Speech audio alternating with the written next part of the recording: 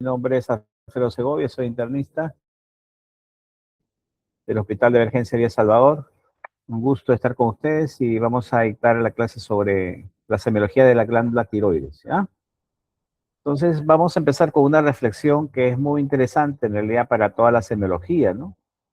Donde pues, por ejemplo, aquí coloco, a veces vemos pacientes que ingresan por alguna sintomatología, por ejemplo, el caso que estoy colocando, taquicardia, nerviosismo, pérdida de peso.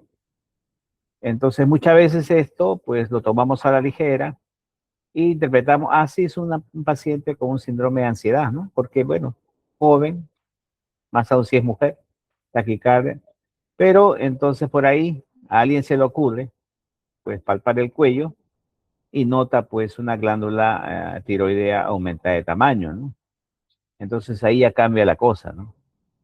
Si todos estos síntomas se hubieran presentado, pues, en un paciente sin ese aumento de tamaño de la glándula tiroides, pues no habría problema.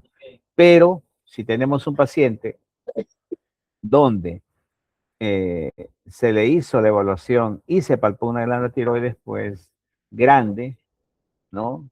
Un bocio, lo más probable, pues, que tendremos que descartar una enfermedad de Graves, ¿no?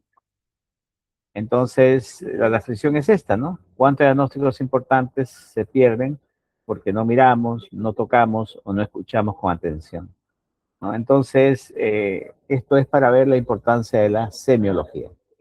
Bien, entonces, este es nuestro contenido, ¿ya?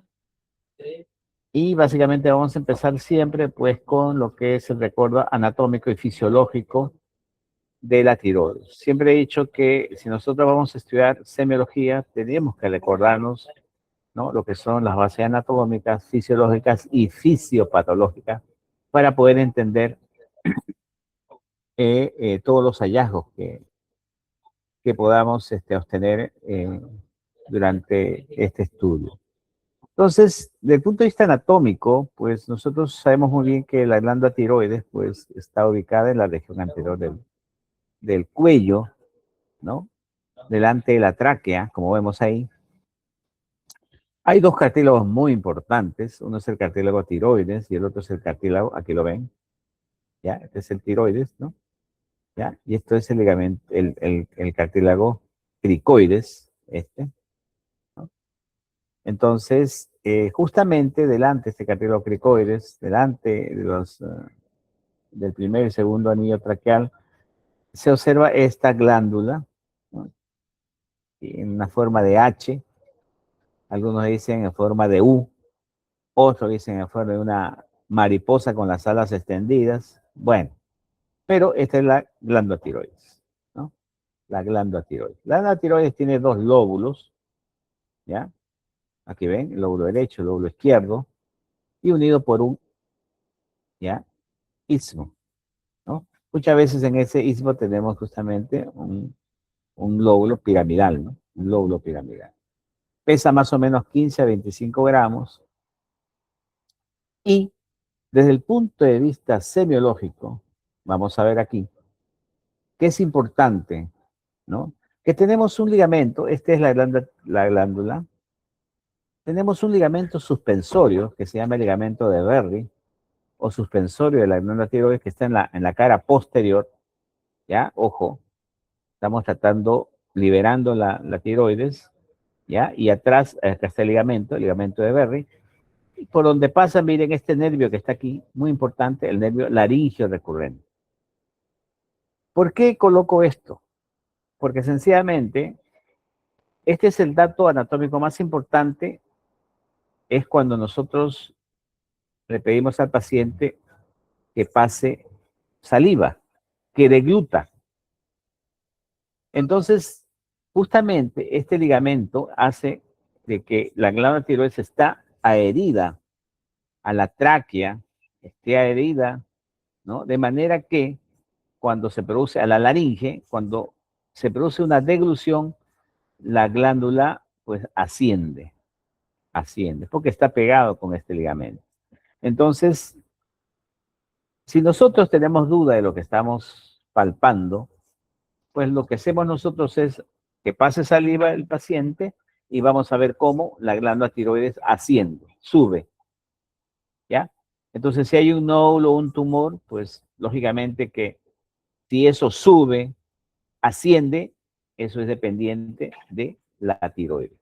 Es un dato semiológico muy importante, por eso es que cuando ustedes están palpando una glándula tiroides, hagan que degluta, la deglución, y ese es un dato importante desde el punto de vista semiológico. Muy bien, seguimos. Esto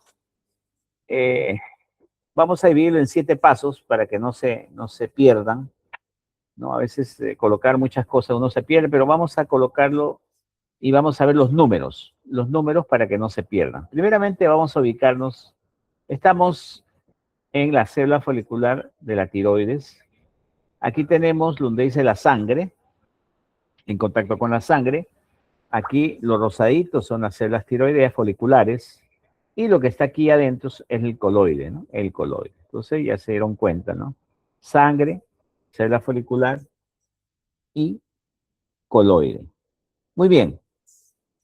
Entonces vamos a empezar. ¿Cómo es la fisiología? Tenemos que recordar la fisiología para poder entender todos los hallazgos de laboratorio, los síntomas, pues, en estas enfermedades tiroideas, ¿no? Primeramente, el 1. Ubicamos el 1, ¿ya? En el 1, ¿qué cosa vemos? Primeramente que el yoduro que está en la sangre, pues tiene que ingresar a la célula folicular, ¿ya? ¿Cómo ingresa? A través de un simportador, ¿no? El famoso NIS. El NIS lo que hace es hacer ingresar al yoduro, ¿ya? Ingresan 2 sodios con el yoduro y esa energía justamente es la que permite el ingreso del yoduro. Recuerden que el yodo está en la sangre como yoduro, que es la forma como ingresa, y entra a la célula folicular. Muy bien, ese es el 1. 2, vamos al 2. En el 2, ¿qué pasa? Una vez que entra el yoduro a la célula folicular, hay un transportador que es la pendrina. Acá lo ven, pendrina. La pendrina lo que hace es llevar el yoduro hacia el otro extremo, donde está el coloide. ¿Ya? Esa es la pendrina. Aquí lo ven, la pendrina. Es el transportador del yoduro. Muy bien. Ahora, este yoduro que está ya en este extremo, que necesita entrar al coloide, necesita ser oxidado. ¿Por qué? Porque entra como yoduro, pero no puede pasar al coloide como yoduro. Tiene que ser oxidado. ¿Quién es el responsable de la oxidación? Vemos el 3. El 3, hay una enzima que es el DUOX, que está aquí. ¿Ya? El DUOX lo que hace es, pues, permitir la formación del NAD-fosfato y formación del peróxido de hidrógeno, y este justamente permite la oxidación del yoduro, ¿no? Entonces, este complejo enzimático permite que se oxide el yoduro. Una vez ya oxidado el yoduro, así sí está en el coloide, oxidado. ¿Qué hay en el coloide? En el coloide hay, aquí está tiroglobulina. Recuerden que tiroglobulina es lo que hay en el coloide. La tiroglobulina, como ven, se forma a partir de la tirosina, que tenemos aquí, en el detrito endoplásmico Golgi, pues sintetiza la tiroglobulina y esa tiroglobulina luego pasa al coloide. Muy bien. Luego tenemos una enzima muy importante que es la peroxidasa tiroidea, TPO. Por eso que está el 4, el 4. La TPO cumple una función importante. Uno, unir ya el yoduro que está oxidado, ¿ya? Con la tiroglobulina. Y forma los MIT y forma los DIT. Monoyodotirosina, es decir, una sola molécula, o diyodotirosina, 2 moléculas de yodo. ¿Ya? MIT, DIT. Pero también la TPO cumple otra función, no solamente une el yodo, sino une, por ejemplo, un MIT con un DIT, forma T3, o 2 DIT forman T4, es decir, forma T3 y T4. T3 y T4. Una vez formado T3, T4 en el coloide, por endocitosis pasan a el citoplasma de la célula folicular. Y aquí, justamente, aquí está este proceso muy importante, ¿ya? Porque a partir de aquí aparece otra enzima que es la 6 de iodinasa, quita el yodo lógicamente, no se pierdan para hacer el pool, porque es importante, y sale, ya, las hormonas, pues, que es T3 y T4, hacia la sangre. T3, T4, ¿ya? Entonces, aquí es muy importante, ya, este es el 7. La TSH juega un papel muy importante porque la TSH primeramente lo que hace es favorece la captación de yoduro, ¿ya?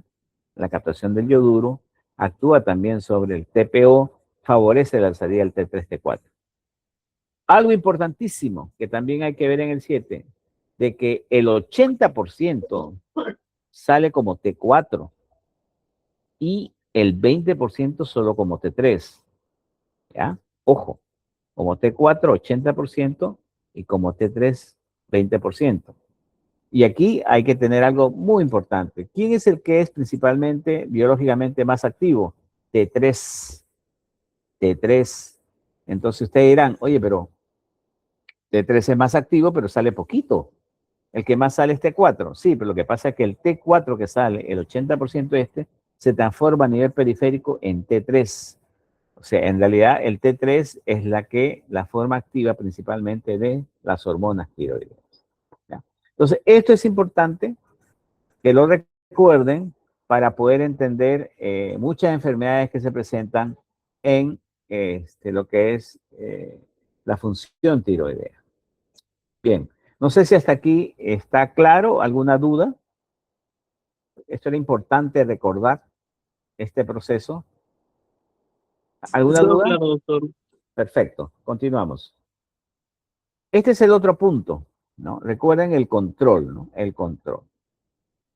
Nosotros cuando vemos el eje hipotálamo, hipófisis tiroideo, esto es un eje que tenemos que recordarlo, porque cuando hablamos de hipotálamo, hablamos del factor liberador de hormona tiroidea. Cuando hablamos de la hipófisis, hablamos pues de la liberación de TSH en la hipófisis, y cuando hablamos de la tiroides, hablamos de la liberación de las hormonas tiroideas, T4, T3. Entonces, justamente esto es ya el famoso pues sistema de retroalimentación, el famoso feedback, ¿no? Feedback. ¿Qué significa eso? Que si hay aumento de T3, T4, lógicamente que esto va a actuar, como ven aquí, de forma negativa para que no se siga liberando ni factor liberador por el hipotálamo, ni TSH por la hipófisis. Ahora, si falta, por supuesto que va a ser de que esto aumente, ¿no es cierto? Que esto aumente, ¿ya? Entonces, este es el famoso feedback, un sistema de retroalimentación. Muy bien, pero también tenemos que tener en cuenta que a veces el frío, el estrés, el ejercicio físico, ya es un estímulo, ya que produce la liberación de más factor liberador. O ciertas hormonas, como es la somatostatina, los glucocorticoides, la dopamina, son factores que inhiben la liberación de TSH. Entonces, tenemos que conocer algunos factores liberadores, ¿ya? Un dato importante que también vemos aquí son lo que son las diiodasas, ¿no? O desiodasas que le llaman, ¿no? Las desiodasas ya actúan pues en algunos órganos muy importantes. Por ejemplo, hay desiodasa 1, 2 y 3. ¿Qué cosa es la desiodasa? La desiodasa, miren, ve, a nivel del hígado, ¿ya? A nivel del riñón, a nivel del músculo, ¿ya? Actúan estas desiodasas, ¿ya? Y la 3, la 1 y la 2. Y la 3 actúa a nivel del cerebro, ¿ya? Principalmente, ¿no? Lo que pasa es que estas desiodasas, ¿ya? Forman, como ven aquí, ¿no? La T3, la T3, ¿no? La T3. Estas forman la T3 inactiva, ¿no? En cambio, esta 1 y 2, la T3 activa, como ven ahí, ¿no? Son en casos particulares, como vamos a ver, ¿ya? Como vamos a ver posteriormente. Aquí está lo que le llamamos el feedback, que le estaba explicando, ¿no? El feedback, ¿no? Cuando necesite hormonas tiroideas, pues estimula el hipotálamo, libera factor liberador, TSH, para liberar más hormonas tiroideas. Recuerden que estas hormonas tiroideas pues están almacenadas en la tiroides, ¿ya? Están almacenadas de manera que el estímulo hace que rápidamente se liberen, ¿no? Se liberen. Entonces, eso explica también de que no es que si a mí necesito hormonas tiroideas, pues voy a estar un tiempo largo sin, no. Lo que pasa es que hay un estímulo que va a ir liberando lentamente. Bien. ¿Qué hacen estas hormonas tiroideas? Las hormonas tiroideas tienen acción muy importante, por ejemplo, sobre el corazón, ¿no? Ya, lo que pasa, miren, ve, actúan sobre los receptores beta cardíacos, ¿no? Aumentando la frecuencia cardíaca, el volumen sistólico, el gasto cardíaco, la contractilidad, muy importante, ¿ya? Sobre los pulmones estimulan el centro respiratorio, aumenta la frecuencia respiratoria, estimula la producción de surfactantes en recién nacidos, ¿ya? El sistema nervioso, aquí está la maduración del sistema nervioso, la maduración del cerebro, la formación de mielina, el crecimiento axonal, el sistema musculoesquelético, ¿no? Aumento del desarrollo de las fibras musculares, ¿verdad?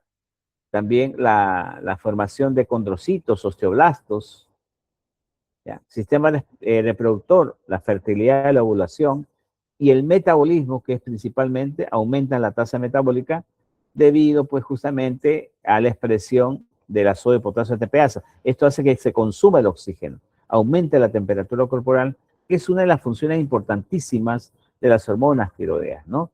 El anabolismo, la lipólisis y la estimulación del metabolismo de los carbohidratos, ¿no? ¿No? Aumentando la reabsorción de glucosa, aumentando la gluconeogénesis, aumentando la glucogenólisis y la oxidación de la glucosa. Muy importante la termogénesis. Entonces,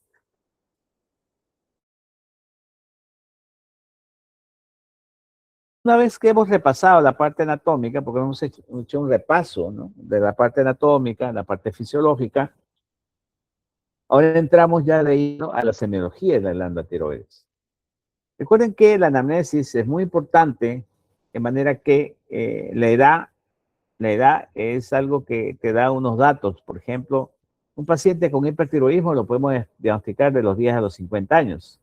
Tiroiditis 20 a 50, hipotiroidismo 30 a 50 años.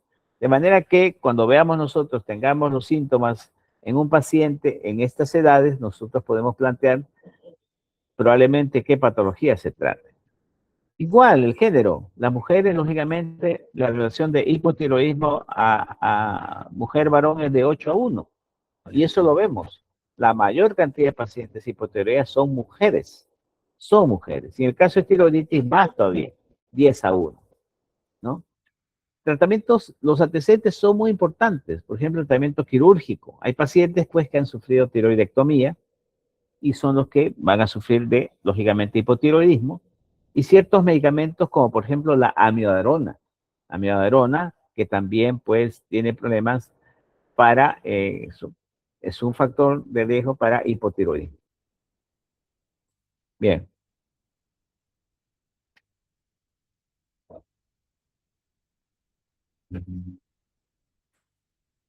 Cuando uno hace escucha los datos epidemiológicos del paciente, dependiendo del grupo etario, pues nosotros podemos encontrar algunos datos importantes. Recuerden que los problemas de la tiroides no solamente son en adultos, podemos encontrarlo desde pequeños. Entonces podemos encontrar en un pequeño con modificación de crecimiento, ya sea disminución o detención, es lo que uno llama el enanismo hipotiroideo, como vamos a ver, ¿no? Podemos encontrar pacientes muy adelgazados u obesos, es decir, por ejemplo, un paciente adelgazado pero que come, que su apetito está aumentado. Uy, eso puede ser un hipertiroidismo, ¿no? O una persona obesa. No es que todos los obesos sean hipotiroideos, pero si tú ves un paciente obeso con aumento de peso, pues un diagnóstico diferencial es, oye, ¿no será hipotiroideo? Le pedimos los exámenes. Muchos pacientes, por ejemplo, que Está haciendo calor y sienten frío los hipertiroideos. O la inversa, está haciendo bastante frío y el paciente está con mucho calor, ¿no? ¿No? Igualmente, las alteraciones musculares, paciente asténico o la ronquera. La ronquera, por ejemplo, es un cambio de voz progresivo en un paciente, en una paciente mujer, es un dato para pensar en un hipotiroidismo. Las palpitaciones, esto es interesantísimo. Un paciente joven, paciente taquicárdico, ¿ya? Recuerde que ese es un dato que no lo pueden olvidar. Ustedes, cuando encuentran un paciente con una frecuencia más de 100, es bien difícil que una persona conscientemente, voluntariamente, pues diga, ajá, voy a tener mi frecuencia cardíaca o mi frecuencia de pulso más de 100. No. Si el paciente tiene más de 100, busquen una causa. Busquen una causa que van a tener sorpresas, ¿no? Igual, pacientes pues con nerviosismo, temblor, y lógicamente no olviden de evaluar el cuello, la región cervical. Entonces vean cómo en el examen físico, pues podemos hacer un diagnóstico de un hipotiroidismo congénito, ¿no? Son hipotónicos, una fase mixedematosa, con una lengua grande y la hernia umbilical, ¿no?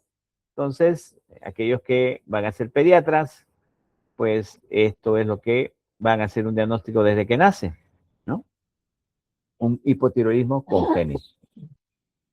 Igualmente, pues la posibilidad de tener pues lesiones por una alteración embriológica, ¿no? El quiste tirogloso, mira, en la línea media del cuello, un quiste tirogloso, ya, como lo ven ahí, ¿no? Es un rezago embriológico pues de una falta de cierre, ¿no?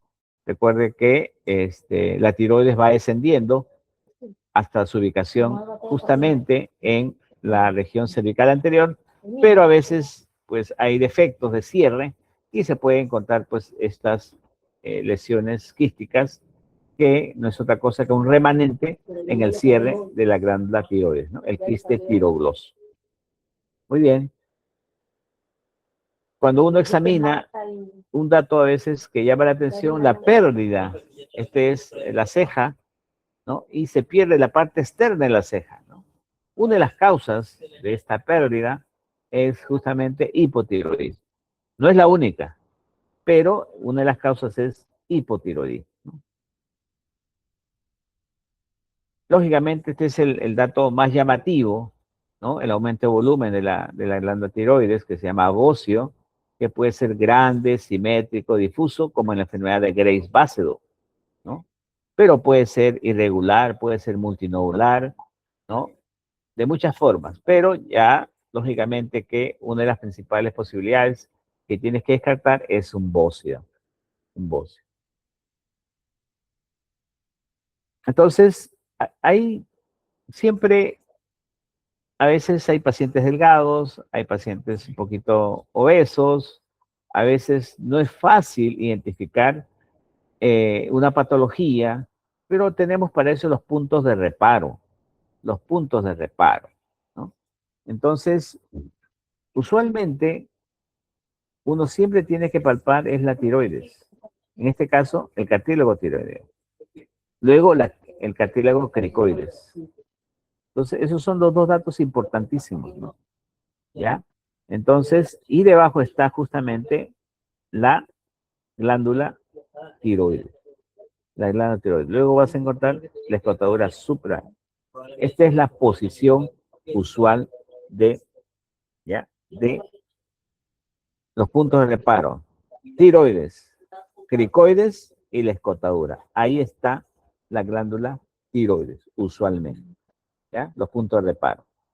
¿Cómo yo palpo una glándula tiroides? Me pongo por detrás del paciente, pongo, ¿no? Palpo, coloco mis dos manos en la región cervical del paciente y pongo el dedo índice, vean el dedo índice y el dedo mayor, el tercer dedo, ¿no? Tratando de palpar. Lógicamente, si veo que hay un aumento de tamaño, pues sigo los bordes, ¿ya? Y la clásica, hago deglutir al paciente. Si yo tengo algo, un aumento de volumen, un nódulo, o la misma glándula que está aumentada asciende cuando hago deglutir, pues ya sabemos que lo que estamos palpando es la glándula tiroides, ¿ya? Por el ligamento de Berry, por el ligamento de Berry. Bien. Hay una maniobra, la maniobra de Lahey, para palpar nódulos, aunque déjeme decirle algo, ¿no? Los nódulos es lo más difícil de palpar en tiroides. El diagnóstico usualmente de un nódulo tiroideo es por ecografía. Pero, como estamos en semiología, pues hay una maniobra, ¿no? Llamada de Lahey, es una maniobra bimanual, ¿ya? Donde el pulpejo del pulgar presiona sobre la cara superior y lateral de la tráquea y el borde inferior del cartílago, ¿ya? La otra mano palpa el lóbulo contralateral, es decir, con uno palpa un lado y con el otro palpo el lóbulo contralateral, ¿ya? Entonces, es como que si yo hago con este, hago una presión, y con el otro, pues estoy tratando de palpar lo que hay, en este caso, en el lado izquierdo. Si está en el lado derecho, aquí hago lo contrario. Presiono con el pulpejo de dedo el lado izquierdo y trato de palpar el lado derecho. Es decir, con esta maniobra estoy tratando de palpar algún nódulo, alguna tumoración. Pero ya saben, para nódulos principalmente es un estudio ecográfico. Bien, entonces podemos encontrar un agrandamiento difuso de la glándula, un bocio difuso, como por ejemplo en la enfermedad de Graves. Podemos tener un agrandamiento nodular, un bocio nodular, ya sea único o múltiples. Es importante de que la glándula tiroides está irrigado por la arteria tiroidea superior e inferior, ¿no? Y en la enfermedad de Graves hay mucha irrigación y eso puede dar lugar a un soplo. Entonces, de manera que también podemos usar nuestro estetoscopio para encontrar ya sea un soplo o un frémito, ¿no? Bien. Este es el otro dato que a veces podemos observar, pues lo que se llama la oftalmopatía de Graves, ¿no? Hay una proptosis, miren, ve, proptosis es como que si el globo ocular saliera afuera, inyección conjuntival, se pone rojo la conjuntiva, edema palpebral, ¿no? Todo esto es lo que se llama el signo de Dalrymple, el signo de Dalrymple, ¿no? Entonces es como que alguien te esté subiendo el párpado, ¿no? Como esté retraído, pero no, sino que es pues eso que se llama la oftalmopatía de Graves, ¿no? Todo eso es producto de la enfermedad. Este es un dato muy importante, como vamos a ver, porque el bocio, escuchen esto, el bocio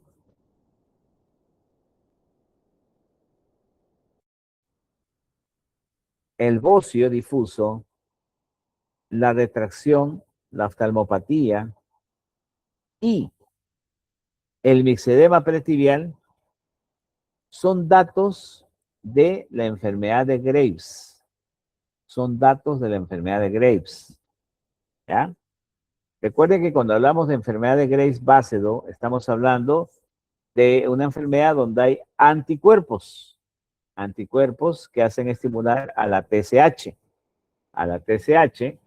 para sintetizar o liberar gran cantidad de hormonas, ¿no? Vamos para acá para que recordemos. Aquí está la TSH. Justamente en la enfermedad de Graves hay anticuerpos que estimulan la TSH. Al estimular la TSH, esto estimula el cis portador, estimula la oxidación de yoduro, estimula la TPO, estimula la liberación de TTF4. Al final, un hipertiroidismo, ¿ya? Entonces, por eso es que era importante recordar la fisiología, ¿ya? Pero lo que te quiero decir es de que si tú encuentras un mixedema pretibial, ¿qué es esto? Una acumulación de glucosaminoglicanos, ¿ya? En la parte anterior de la tibia, miren, ¿ve? Con esta lesión eritematosa, pues esta es una dermopatía infiltrativa, ¿ya? Si tú encuentras esto, tú no solamente dices que puede ser un hipertiroidismo, sino es una enfermedad de Graves. Si encuentras esto, el mixedema, y encuentras esto, y encuentras el bocio difuso, son los tres datos semiológicos que se presenta en la enfermedad de Graves básico. ¿Ya? No se olviden, ¿ya? Pues se pregunta examen. Bien. Este es un dato importantísimo, el signo de Pemberton. ¿Ya? El signo de Pemberton consiste en que tú levantas los brazos por encima de los hombros y lo que se evidencia es una plétora facial. Ya se pone, plétora se pone eritematoso como rojo, miren, ¿ve?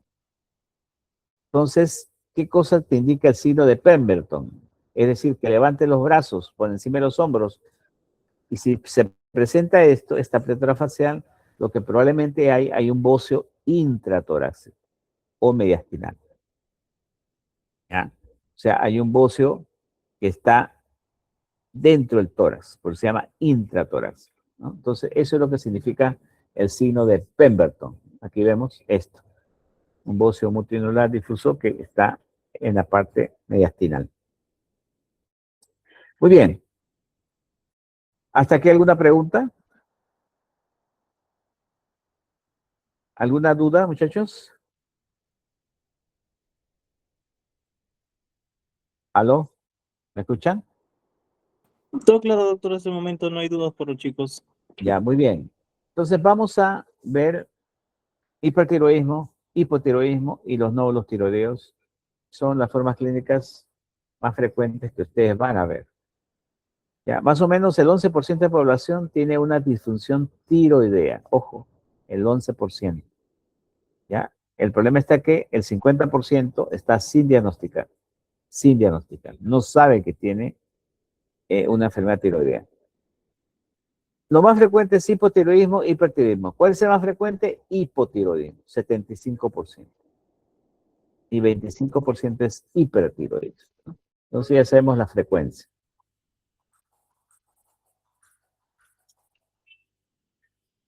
Las causas de hipotiroidismo, antes se pensaba que era la deficiencia de yodo, ahora eso ya no es. La causa más frecuente de hipotiroidismo es enfermedad autoinmune, la tiroiditis Hashimoto. La tiroiditis Hashimoto es actualmente la causa más frecuente de hipotiroidismo. Que hay otras causas, sí, cirugía, ¿no? Radiación, ya, congénitos, medicamentos, amiodarona, litio, tiocianatos, pero la más frecuente es la tiroides Hashimoto. Que no es otra cosa, anticuerpos, pues, que bloquean a la anti-TPO. Volvemos acá, bloquean a la TPO, a la peroxidasa tiroidea, ¿ya? Y bloquean también la formación de tiroglobulina. Eso es básicamente en esta enfermedad. Muy bien. Entonces aquí tenemos, pues cuando junta esto, pues no hay formación, lógicamente, de T3, T4. Entonces el paciente pues va a tener astenia, cansancio, artralgias, aumento de peso, caída de cabello, uñas frágiles, tendencia a la constipación, somnolencia, intolerancia al frío, ¿ya? Problemas de hipermonorrea, menorrea. ¿Y qué cosa uno observa como signos? Una fascia abotagada, palidez, y hemos dicho la depilación de la cola de las cejas, reflejos lentos, voz ronca, macroglosia, tendencia a la bradicardia, y muchas veces encontramos un bocio o tiroides no palpable. ¿Ya? Estamos hablando ahí de un hipotiroidismo. Entonces, ¿cómo hacemos el diagnóstico? Aquí, bueno, les aconsejo que de todas maneras en algún momento se aprendan los valores. ¿Por qué? Porque usualmente estas enfermedades endocrinas no se hace con diagnósticos, con síntomas o signos. Es por laboratorio. Laboratorio. Es decir, Si tú quieres hacer un diagnóstico de un hipotiroidismo o de un hipertiroidismo, tienes que pedirle los exámenes.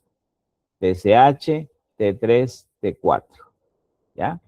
Principalmente T4 libre. T4 libre, ya vamos a ver por qué. Entonces, recuerden que el valor de TSH es de 0.4 microunidades por mililitro, T4 de 5 a 12, el T4 libre, que es más importante, 0.8 a 1.8. ¿Por qué es más importante el T4 libre? Porque T4 libre te indica, ojo, te indica la parte que está no unida a las proteínas, ¿no? Es la parte justamente, en cambio el T4 total sí está unido a proteínas y por lo tanto cualquier problema con las proteínas, con los transportadores, produce una alteración en los valores. En cambio el T4 libre no. El T4 libre lo que te indica es la cantidad verdaderamente de hormonas, Y el T3, bueno, el T3 lo que vamos a ver principalmente es en el caso de hipertiroidismo, ¿no? Hay T3 total y T3 libre igualmente. Entonces, aquí viene el detalle. Cuando hablamos de un hipotiroidismo primario, cuando el problema está en la tiroides. Y si hay el problema en la tiroides, pues quiere decir que tanto T3, T4 está disminuido y ustedes van a encontrar una TSH alta, ¿ya? Entonces, si las hormonas tiroideas están disminuidas, la TSH está alta. Hipotiroidismo secundario, el problema está en la glándula tiroides. Bueno, si el problema está en la glándula tiroides, perdón, en la hipófisis, entonces no hay TSH. Ojo, al no haber TSH, lógicamente no va a haber hormonas. O sea, las dos van a estar disminuidas. Las dos van a estar disminuidas igual que en la terciaria. Entonces, no se olviden, el hipotiroidismo primario cursa con TSH alta y las hormonas disminuidas. En cambio, en la secundaria y la terciaria, las dos están disminuidas, ¿ya? Porque en el secundario la hipófisis y en el terciario el hipotálamo. Hay una forma que ustedes van a ver que es el hipotiroidismo subclínico. ¿A qué se llama hipotiroidismo subclínico? Es cuando la hormona está normal y la TSH está alta. Usualmente, la TSH, que es de 0.44, puede llegar hasta 10. Hasta 10 y ser un hipotiroidismo subclínico. O sea, T4 normal, T4 libre normal y la TSH hasta 10. Usualmente, con esos valores no se da tratamiento.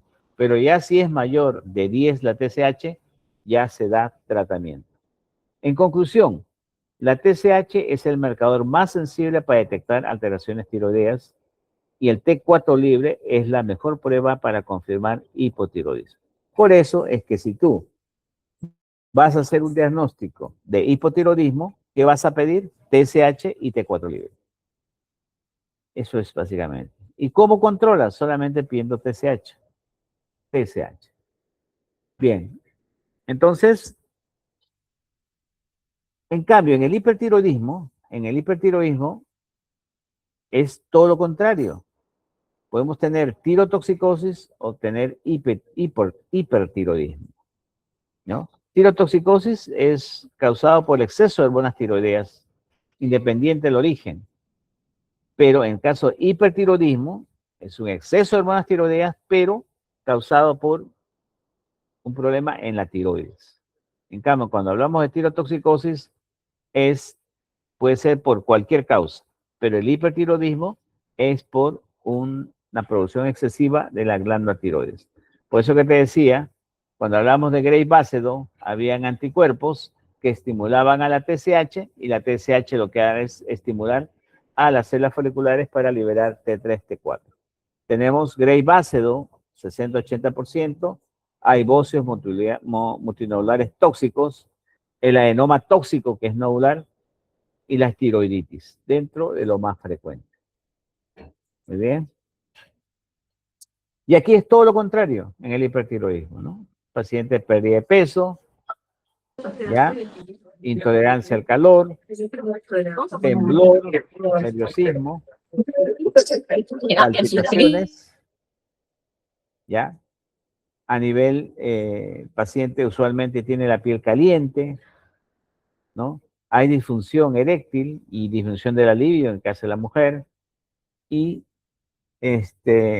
los signos, pues, son también, tú ves básicamente un paciente delgado, con temblor, usualmente con esoftalmos, ¿no? Que prácticamente está muy, muy nervioso, ¿no? Muy nervioso. Entonces, ya conoces los valores normales. Entonces, ¿qué alteraciones tú puedes encontrar en estos pacientes? Un hipotiroidismo, en este caso, pues si T3, T4, T4 libre y T3 están altos, ¿qué va a pasar con el TSH? Va a estar disminuido. Es todo lo contrario. Entonces, en el hipertiroidismo, TSH bajo y T3, T4 alto, ¿no? Ahora, puede haber una tirotoxicosis por T3, ¿sí? Donde el T3 total esté alto y la TSH esté disminuida.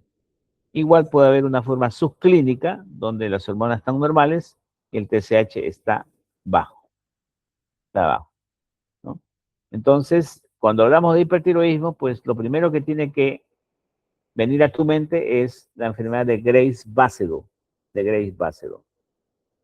Y finalmente aquí tenemos los nódulos tiroideos, donde desde el punto de vista semiológico, ya les dije, es bien difícil palpar los nódulos tiroideos, por lo tanto, el enfoque es básicamente un estudio ecográfico, ¿no? Ecográfico, ¿ya? Muchas veces nosotros no solamente pedimos ecografía, sino también solicitamos, pues, gamografía de tiroides. ¿Para qué? Para ver si es un nódulo caliente o frío. Un nódulo caliente es funcionante, el nódulo frío es no funcionante y ese es el que tiene más importancia, porque el no funcionante puede ser maligno. A eso es donde vamos, cuando con los nódulos tiroideos puedes reconocer si verdaderamente tiene riesgo de cáncer o no. Y la ecografía, justamente la ecografía, el riesgo ecográfico, lo que les decía, de acuerdo a las características, si es hipoecogénica, si tiene microcalcificaciones, si tiene bordes irregulares, ¿no? Entonces, nosotros catalogamos el riesgo como alto, intermedio, bajo o muy bajo. Y según esos hallazgos, uno hace la punción.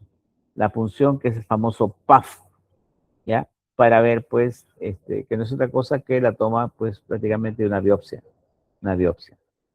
¿no? Y según esos resultados, nosotros podemos tener, pues, un resultado normal, que sea un hallazgo benigno, o una lesión, pues, atípica o neoplásica, ¿no? Entonces, ese es el manejo básicamente de un nódulo. Entonces, no se olviden, el nódulo es importante, la ecografía. Para terminar, nos faltan creo que ya solamente 2 minutos, pero estos casos clínicos son interesantes para poder, miren, solamente para finalizar, esta es una mujer de 40 años, sana de casa, motivo de consulta, dice: estoy muy cansada y con sueño todo el día. Refiere de hace 4 meses, sensación de fatiga generalizada, somnolencia diurna, intolerancia al frío, aumento de peso, no intencional, es decir, 5 kilos, estreñimiento, refiere voz ronca, niega fiebre, niega dolor abdominal. La madre sufre artritis reumatoide, el paciente tiene vitíligo, niega diabetes, niega hipertensión, refiere que sus menstruaciones son más escasas en los últimos 6 meses. El examen físico está tendencia a la bradicardia, 56, piel seca, fría, con palidez, cabello seco, quebradizo, lengua levemente aumentada de tamaño, cuello no se palpa masas ni bocio, respiratorio normal, cardiovascular, tendencia a la bradicardia, y el resto, los reflejos osteotendinosos disminuidos. Entonces, como ven, tiene una clínica de un hipotiroidismo, ¿no? De un hipotiroidismo. Entonces, vamos preguntándonos: síntomas sugestivos de hipotiroidismo: la fatiga, la somnolencia diurna, la intolerancia al frío, el aumento del peso sin aumento del apetito, estreñimiento, ronquera, menstruaciones, hipomenorrea. Justamente lo que hemos comentado. Signos sugestivos, o sea, ¿qué cosa encontramos en el paciente? Encontramos bradicardia, reflejo osteotendinoso prolongado, piel seca, cabello quebradizo, macroglosia y el habla lenta. ¿Qué pruebas de laboratorio solicitaría en primera línea? Lógicamente estoy sospechando un hipotiroidismo, pero lógicamente tengo que objetivar. ¿Qué le pido? TSH y T4 libre. ¿Ya? ¿Por qué T4 libre y no T4 total? Porque le decía, ¿no? El T4 total es el que está unido a proteínas. De manera que cualquier cambio, el embarazo, cirrosis, nefrosis, pues me puede alterar el T4 total. Por eso es que uno siempre pide T4 libre. T4 libre. Ahora, si encuentro yo una TSH elevada y la T libre disminuida, pues es un hipotiroidismo primario clínico, ¿no? Eso es lo que estábamos viendo. ¿Tiene algún factor de riesgo para pensar en una causa probable? Sí, es un paciente mujer, la madre con antecedentes de artritis reumatoide, el padre con antecedentes de vitíligo. Yo descartaría una tiroiditis Hashimoto como causa probable. ¿Y qué solicitaría para una tiroiditis Hashimoto? Un anti-TPO, antiperoxidasa tiroidea, que es positivo en más del 90%, o un antitiroglobulina, que es positivo en un 60-80%. El más específico, más sensible, es la anti-TPO. TPO. Y para culminar, con el segundo caso, una mujer de 26 años, estudiante universitaria, motivo de consulta, me siento acelerada y con mucha ansiedad. Refiere hace 2 meses, sensación de palpitaciones, nerviosismo constante, insomnio y baja de peso, a pesar de mantener buen apetito. Sensación de calor, sudoración excesiva, debilidad muscular en muslos. En las últimas semanas ha notado temblor de las manos, niega antecedentes médicos relevantes, pero la tía materna tiene problemas de la tiroides, pero sin ninguna especificación. Cambios en el ciclo menstrual, periodos más escasos, presión arterial 128/72, está taquicárdica 112, ansiosa, con mirada brillante, piel húmeda y caliente, ¿ya? En la región anterior de la pierna, aspecto naranja, en cara anterior de la zona pretibial, leves exoftalmos bilateral, no hay nódulos palpables, tiroides palpable difusamente, aumentada de tamaño, cardiovascular y respiratorio normal, pero cardiovascular es taquicárdico y temblor fino a nivel neurológico, ¿no? Resto sin anormalidad. Entonces nos hacemos algunas preguntas, ¿ya? Como por ejemplo, ¿cuáles son los síntomas sugestivos de hipertiroidismo? Las palpitaciones, síntomas, ¿no? Ansiedad, insomnio, baja de peso con buen apetito, intolerancia al calor, el temblor. Luego, los signos, ¿qué cosa encontramos en el paciente? Taquicardia, temblor distal, piel húmeda, hiperreflexia, el bocio difuso y el esoftalmos bilateral. Muy bien. ¿Qué prueba de laboratorio solicitaría en primera línea? Acá sí le pedimos TSH, T4 libre y T3 libre. ¿Ya? Entonces, ¿por qué T3? Por la toxicosis por T3. Pedimos los 3. Si se encuentra disminuida la TSH y aumento de la T4 libre y la T3 libre elevada, entonces estamos frente a un hipertiroidismo primario clínico, ¿no? Hipertiroidismo primario clínico. ¿Tiene algún factor de riesgo para pensar en una causa probable? Es una mujer joven, donde la tía tiene problemas de la tiroides, hay un exoftalmos, característico de la enfermedad de Graves, hay un mixedema pretibial en la región anterior de las piernas. Entonces, recordemos que la enfermedad de Graves está relacionada con ciertos factores genéticos, ¿no? El HLA-DR3, CTLA4. Entonces hay que descartar una enfermedad de Graves. ¿Y qué pedimos? Los anticuerpos antirreceptor de TSH, famosos TRAF, que estimulan el receptor como si fuera TSH.